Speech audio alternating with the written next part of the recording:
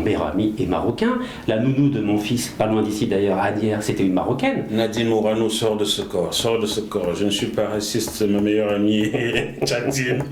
Non, mes meilleurs amis sont marocains. Et d'ailleurs, je viens de prendre un café avec lui.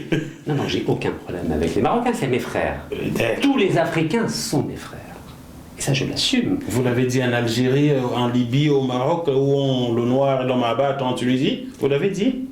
À la télévision algérienne, la plus grande chaîne de télévision algérienne qui s'appelle Nahar, j'ai dit que les Marocains étaient mes frères, que personne, je dis bien personne, ne pourra me dire ou me faire croire le contraire. Par rapport aux Noirs, j'assume sur ma page Facebook 1 700 000 personnes, je suis un panafricain et j'étais le seul en Algérie par exemple à condamner les propos du président tunisien qui s'était permis des écarts de langage à l'endroit des Noirs africains en oubliant que le premier nom de la Tunisie c'était Ifriqiya. Donc je ne suis pas quelqu'un qui a la langue... Ifriqiya était le premier nom de la Tunisie. Exactement, tout à fait, au 7e siècle. Ah, au 7e siècle, quand les Arabes sont arrivés.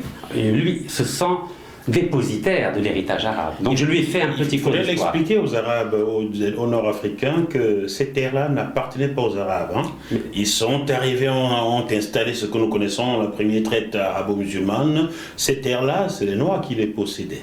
Alors, il faut bien leur expliquer cela, afin qu'ils arrêtent en Mauritanie de continuer, poursuivre l'esclavage. Pas qu'en Mauritanie. Et par en Algérie, au Soudan, en Libye, en Algérie, au Maroc, dans tous les pays arabo-musulmans. Vous voulez bien présenter ce livre aux téléspectateurs? Voilà. Ils ont vendu mon frère. C'est une histoire réelle. Mon propre petit frère a été vendu en Libye et depuis je n'ai pas de nouvelles. Ça fait 7 ans. J'ai vu. Et c'est terrible.